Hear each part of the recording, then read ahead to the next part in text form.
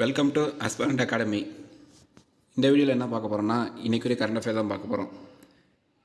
என்ன பார்க்க போகிறோம்னா, நாடு முழுவதும் விரைவில் மக்கள் தொகை கணக்கெடுப்பு எடுக்கப்படுறத தகவல் வெளியாக இருக்குது. மக்கள் தொகை கணக்கெடுப்பு எப்போ எடுத்தாங்கன்னா 1981 எடுத்தாங்க. அதுலேருந்து என்ன சொன்னாங்கன்னா 10 வருஷத்துக்கு ஒருக்க இந்த மாதிரி மக்கள் தொகை கணக்கெடுப்பு எடுக்கப்படும் அறிவிச்சிருந்தாங்க. ஒவ்வொரு 10 வருஷத்துக்கு ஒருக்கும் மக்கள் தொகை கணக்கெடுக்க எடுக்கிறாங்க. கடைசியாக மக்கள் தொகை கணக்கெடுக்க எடுத்தது 2011 தான் எடுத்தாங்க. அதுக்கப்புறம் 2021 எடுக்க வேண்டியது 2020 கொரோனா காலகட்டம் வந்ததுனால அதுக்கப்புறம் மக்கள் தொகை கணக்கெடுப்பு எடுக்கப்படவே இல்லை. இப்போ வரைக்கும் அந்த 2011 எடுத்த டேட்டா வச்சு தான் அரசு இயந்திரத்துக்கான கொள்கையோ திட்டங்களோ வகுத்துட்டு வருது. இதுக்காக என்ன சொல்லியிருக்காங்கன்னா, புதிதாக இப்போ எடுக்கப்படும் சொல்லியிருக்காங்க. நெக்ஸ்ட்டு முத்ரா திட்டம். இந்த முத்ரா திட்டம் 2015 தொடங்கப்பட்ட ஒரு திட்டம். இந்த திட்டம் தொடங்கி 10 வருஷம் ஆகுது. இது எதுக்காக தொடங்கப்பட்டாங்கன்னா, சிறு குறு வியாபாரம் செய்யும் விவசாயிகளுக்கு 10 லட்சம் வரையும் கடன் செக்யூரிட்டி இல்லாமல் வழங்குவாங்க. இதன் மூலம் அவங்க பயனுள்ள அடைவாங்கிறதுக்காக கொடுத்தாங்க. இந்த திட்டம் இந்த 10 வருஷத்தில் 30 லட்சம் கோடிக்கு மேலே கடன் வழங்கப்பட்டிருக்கு. இதில் முதல் 5 இடத்துல இருக்க மாநிலத்தோட பட்டியலை வெளியிட்டிருக்காங்க. ஃபஸ்ட் இடத்துல தமிழ்நாடு இருக்குது. தமிழ்நாடுக்கு அதிகப்படியாக கொடுத்துருக்காங்க கடன் தொகை. அதுக்கப்புறம் 2ஆவது இடத்துல பீகாரும், 3ஆவது இடத்துல உத்தரப்பிரதேசமும், 4ஆவது இடத்துல மேற்கு வங்கமும், 5ஆவது இடத்துல கர்நாடகாவும் இருக்குது. அதுக்கடுத்து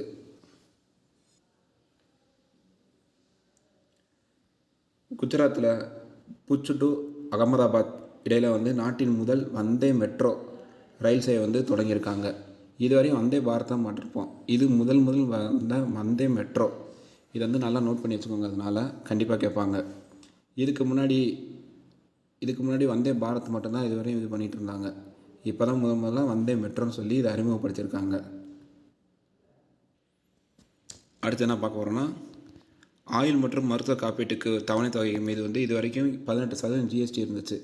இந்த ஜிஎஸ்டி தொகை மிக அதிகமாக இருக்குன்னு சொல்லிட்டு நாடாளுமன்றத்தை எதிர்க்கட்சியெல்லாம் இதுவரையும் ஆர்ப்பாட்டம் பண்ணாங்க. இதை குறைக்கிறதுக்காக இப்போ ஒரு குழுவை உருவாக்கியிருக்காங்க. அது 13 பேர் கொண்ட குழு.